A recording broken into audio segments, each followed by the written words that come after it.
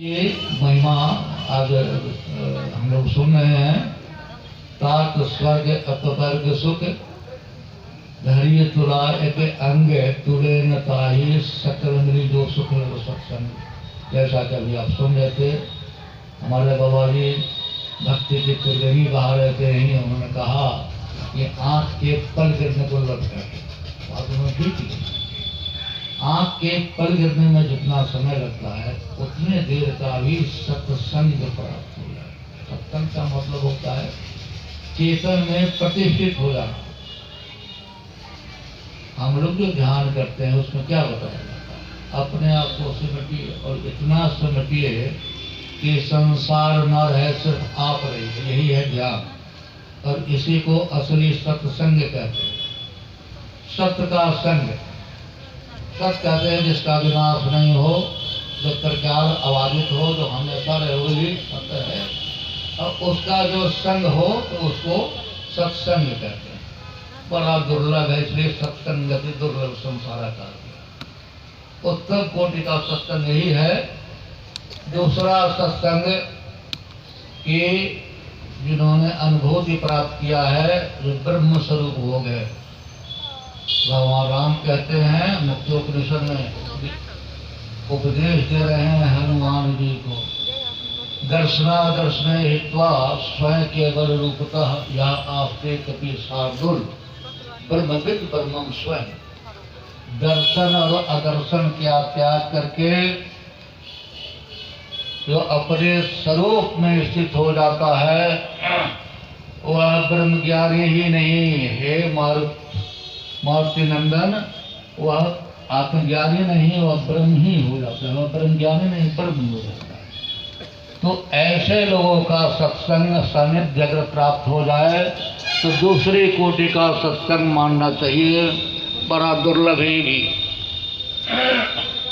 तीसरे कोटि का जो सत्संग है जो हम लोग कर रहे हैं, यह है संतों के वाणियों का अनुशीलन और उनको पुनः पुनः याद करना। तो हमारा जो सत्संग है, गुरु महाराज ने कहने की कृपा की है कि संत वाणियों के आधार पर यह सत्संग होता है। और यहाँ सब संतों की बड़ी बलिहारी। समय तो बहुत कम रहता है, इसलिए कि साप्ताहिक ध्यान साधना शिविर है और हमारे पूज्य महात्मागण यहाँ आते हैं। उसमें तो सबको थोड़ा थोड़ा कहना पड़ता है, तो इसलिए समय कम मिलता है। तो थोड़े समय में भी अपनी बात को रखना चाहिए और समय की मर्यादा भी। एक बार गुरु नानक जी के शिष्य थे दूसरे अधिकारी गुरु अंगद देव जी, पहले उनके साथ रहते थे। उनका नाम था लहना जी। बाद में उन्होंने उनको गुरगारी दे दी। 24-25 साल तक उनके साथ रहे थे। और उनके पुत्र जो बड़े थे, जिनका नाम श्रीचंद बाबा था, वो वेदज्ञ थे, प्रकांड विद्वान थे। चार उनके साथी थे, एक वो भी थे। जब उनकी यात्रा समाप्त हुई, उनका समय जब करीब आ गया, उनको लगा कि हमको उत्तराधिकारी बनाना चाहिए।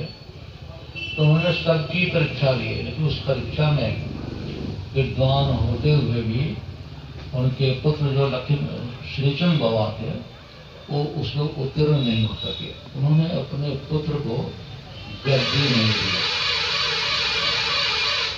आसक्तिहीन थे, गद्दी नहीं दे करके उस परीक्षा में लहना जी पास कर गए। तो उनको कहा कि तुम ही मेरे अंग हो, और उनका नाम पड़ गया अंगद।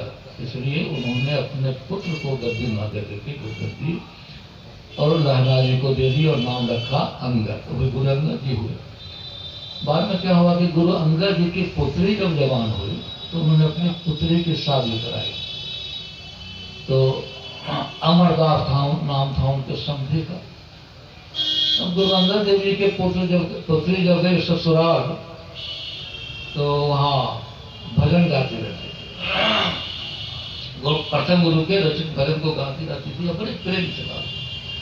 एक दिन भोर में उन्होंने सुना, गुरु अमरदास जी ने कहा कि बेटी ये भजन कहाँ से सीखी, किसका भजन है? तो उसने बताया कि पिताजी, तो यह भजन हमारे पिताजी के यहाँ गुरु अंगद देव जी के यहाँ, हमारे पिताजी के यहाँ भजन होता है, सत्संग होते रहता है और वहाँ गुरु नानक देव जी के भजन का पाठ होता है।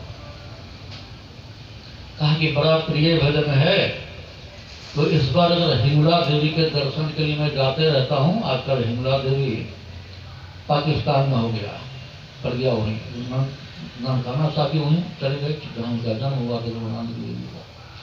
ताकि अब मैं इस बार अगर जाऊंगा तो तुम्हारे पिताजी के सत्संग में होकर के ही जाऊंगा, सत्संग का लाभ ले लूंगा। शाम को पहुंचे, शाम को सत्संग हो रहा था। अब गुरु अंगद देव जी ने देखा कि समधी जी आए हैं, तो एक ऊंचा आसन लगाया अपने समकक्ष अपने बगल में, और उनको बैठाया। बड़ी आवभगत की, बड़ी सेवा की, सत्संग सुनते रहे। मन तो उनका बड़ा प्रसन्न हो गया। रात में वहीं उन्होंने सोने का हमें दान किया गया।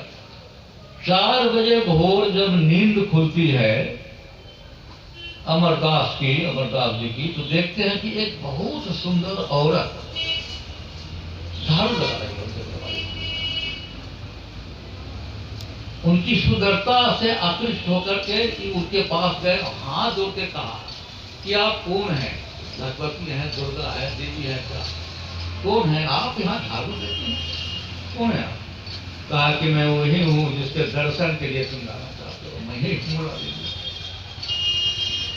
तो भगवान शंकर सती के पार्थिव शरीर को लेकर उड़ रहे थे, तो इतना भयंकर स्थिति पैदा हुई कि लगता था कि पृथ्वी उड़ रहा है। तो सारे देव विष्णु भगवान के यहाँ गए और उनको कहा कि सृष्टि की रक्षा कीजिए। तो भगवान शंकर को दिक्कत है सृष्टि खत्म कर सती के वियोग में। तो उन्होंने चक्र से काटा शरीर को, कुछ कहीं गिरा, कुछ कहीं गिरा, कुछ समस्या खान में गिरा, ऐसे सब जगह गिरा हुआ, ये दुलापुरी का है, वहां गिरा होगा। कहा कि मैं वही हूँ।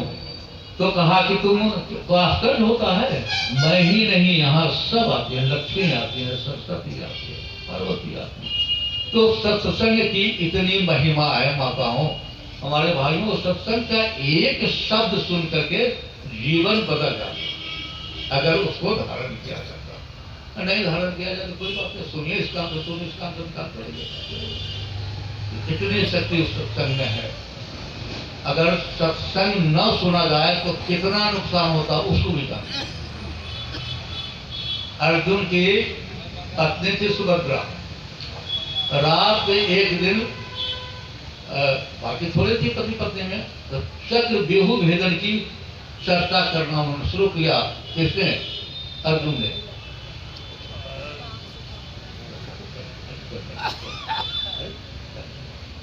तो चर्चा उन्होंने शुरू की और कहते कहते कहते कहते वो सुभद्रा सो गए। अब इनको लगा कि सुन नहीं कह गए। जब युद्ध शुरू हुआ महाभारत का, और जब द्रोणाचार्य ने भीष्मपितामह ने जब चक्रव्यूह रचा, तो अर्जुन सब लोग सोचते थे नहीं कि उसको भेद कर सकते थे। अब कौन लड़ेगा? तो उनके पुत्र उन्होंने कहा कि मैं साधु है, 6 को तो मैंने सुना ही है। लोग पूछा तुम कैसे सुने? तुमको कहाँ बता, तुम तो बच्चे थे। कहा कि मैं अपनी माँ के गर्भ में था और पिताजी ने चक्रव्यूह भेदन की चर्चा की थी, इसलिए मैं 6 को तो बिल्कुल हमको पता है कि कैसे होता है, तो 6 को तोड़ देंगे, उसकी जानकारी है। सातवां कहा कि सातवां में इतनी शक्ति है कि हम अपने गदा को उसको तोड़ देंगे, लेकिन नहीं हुआ। 6 को तो उन्होंने तोड़ दिया और छठा जो तो सातवां नहीं तोड़ सके और उसकी मृत्यु। माता जी के नहीं सुनने के कारण अभिमन्यु की मृत्यु हो गई। समझ लीजिए कि सुनने का कितना महत्व। इसलिए सत्संग जीवन का सबसे उत्तम काम है। संसार का जितना काम है, रुपया पैसा करना, जमा करना ही चाहिए, क्योंकि संसार में शरीर है, भोजन चाहिए, कपड़ा चाहिए, मकान चाहिए, बच्चे को पढ़ाई चाहिए।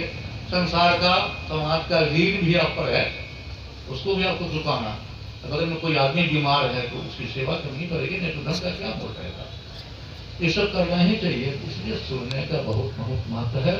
सत्संग को सुनना चाहिए और सत्संग से जीवन सफल बनाता है, बन जाता है। जीवन